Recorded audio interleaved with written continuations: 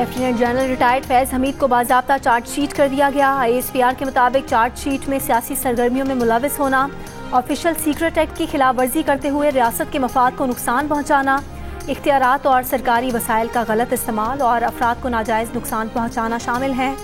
Court martial के दौरान मुल्क में इंतशार, बेअमनी और 9 मई से जुड़े पुरतशद्दुद वाक़यात में भी लेफ्टिनेंट जनरल रिटायर्ड फैज़ हमीद के मुलविस होने से मुतालिक अलहदा तफ्तीश की जा रही है। उन पर तशद्दुद वाक़यात में मज़मूम सियासी अनासिर कीमा और मिली भगत भी शामिल तफ्तीश है। ISPR का कहना है कि फील्ड जनरल कोर्ट मार्शल के दौरान लेफ्टिनेंट जनरल रिटायर्ड फैज़ हमीद को कानून के मुताबिक तमाम कानूनी हुकूक फराहम किए जा रहे हैं। 12 अगस्त 2024 को पाकिस्तान आर्मी एक्ट के मुतालिका दफ़ात के तहत लेफ्टिनेंट जनरल रिटायर्ड फैज़ हमीद के खिलाफ फील्ड जनरल कोर्ट मार्शल की कार्रवाई शुरू की गई थी।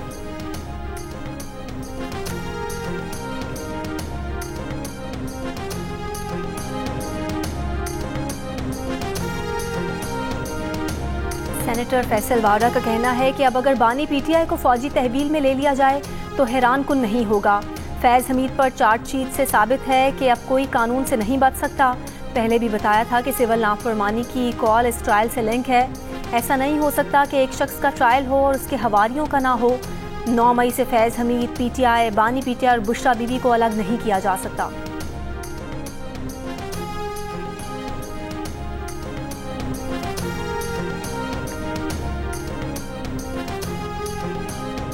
नून लीग के रहनुमा तलाल चौधरी ने कहा है कि चार्जशीट से फैज़ हमीद नहीं बल्कि PTI के भी खिलाफ है। साबित हो गया 9 मई को एहतजाज नहीं बगावत की गई थी। 26 नवंबर को एहतजाज और 14 दिसंबर की कॉल इस ट्रायल के साथ जुड़ी हुई है। अब इनको इदारों के अंदर से सपोर्ट नहीं मिल रही। मामले को अंजाम तक पहुंचना चाहिए। MQ पाकिस्तान के मुस्तफ़ा कमाल ने कहा कि फैज़ हमीद के खिलाफ चार्जशीट आइंदा आने वालों के लिए इबरत होगी।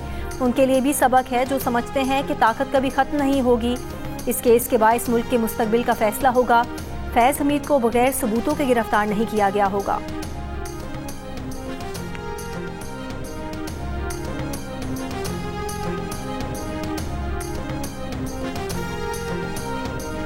वज़ीर आज़म ने सिविल नाफरमानी की कॉल को मुल्क दुश्मनी करार दे दिया।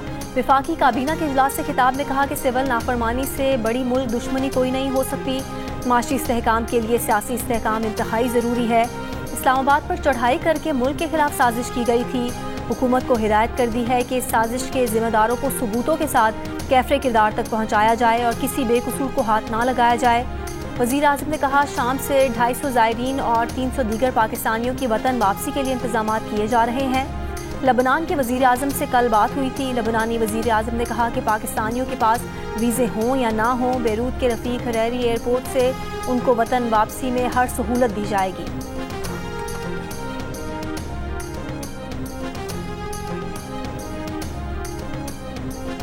सानहा 9 मई की अदालती तहकीकात के लिए बानी PTI की दरख्वास्त इब्तदाई समाअत के लिए मंजूर।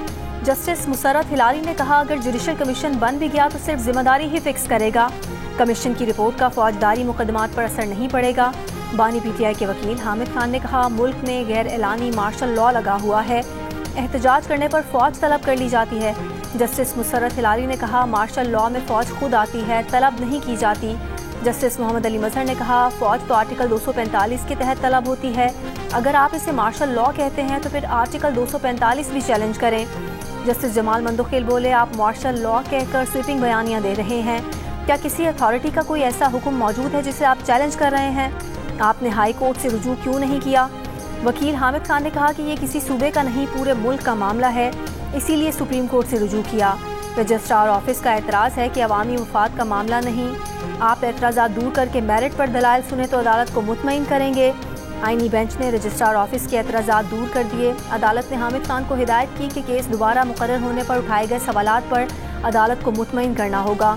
मज़ीद समाअत गैर मुअय्यना मुद्दत तक मुलतवी।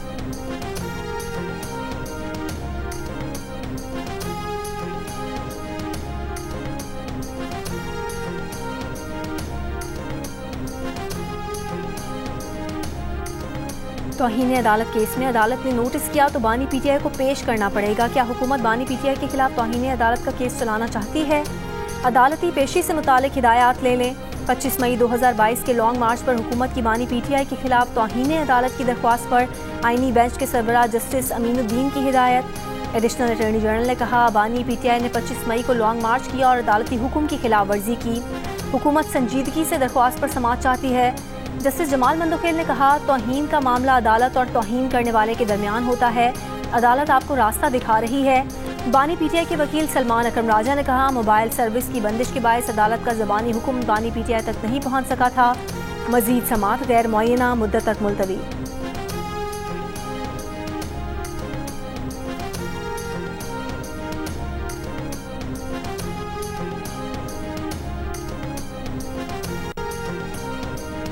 दौरे चीन के दूसरे रोज़ वज़ीर आला पंजाब मरीम नवाज़ की बीजिंग में कम्युनिस्ट पार्टी ऑफ चाइना के इंटरनेशनल डिपार्टमेंट आमद। आला सरकारी हुकाम से मुलाकातें। वज़ीर आला पंजाब मरीम नवाज़ के एजाज़ में बीजिंग में ज़ोहराना। Communist party of China international department की नायब मिनिस्टर से मुलाकात। वज़ीर आला पंजाब मरीम नवाज़ शरीफ की बीजिंग में चीन की वज़ारत माहौलियात आमद। वज़ारत इकोलॉजी एंड एनवायरनमेंट के वज़ीर से मुलाकात में चीन और पंजाब का माहौलियाती बेहतरी, बायो डाइवर्सिटी, स्मॉग के खात्मे, जंगली हयात और शजरकारी के तहफ़्फ़ुज़ और फ़रोग़ के लिए मिलकर काम करने का फ़ैसला। चीन के ताउन से पंजाब में advance air quality management system बनाया जाएगा।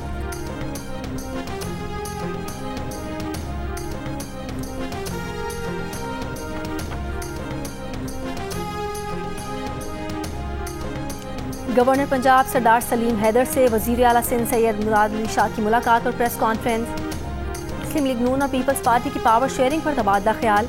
गवर्नर पंजाब ने कहा, नून लीग और पीपल्स पार्टी की राब्ता कमेटी का इजलास लाहौर में 24 दिसंबर को होगा। उम्मीद है मामलात मजीद बेहतरी की तरफ जाएंगे।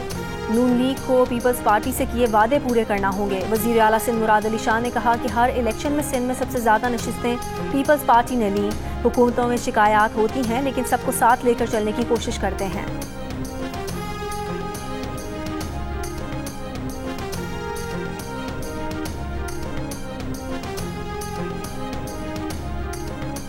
पीपल्स पार्टी के नायब सदर शरीर रहमान का शाम की सूरत हाल पर इजहार तशवीश।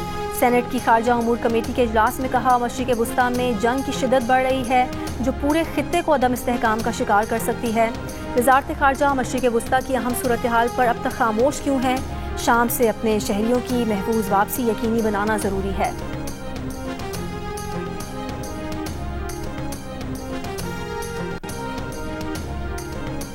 कस्टम बैगेज रूल 2006 में मुजव्वज़ा तरमीम वापस। चेयरमैन FBI ने ज़ाती इस्तेमाल के अलावा 1 से ज़ायद मोबाइल फ़ोन लाने और $1200 से ज़ायद मालियत की अशिया को कमर्शल तस्वुर करके जब्त करने की मुजव्वज़ा तरमीम पर अमल दरामद रुकवा दिया। बैगेज रूल 2006 में मुजव्वज़ा तरमीम स्टेक होल्डर्स के साथ मुशावरत के साथ दोबारा पेश करने की हिदायत।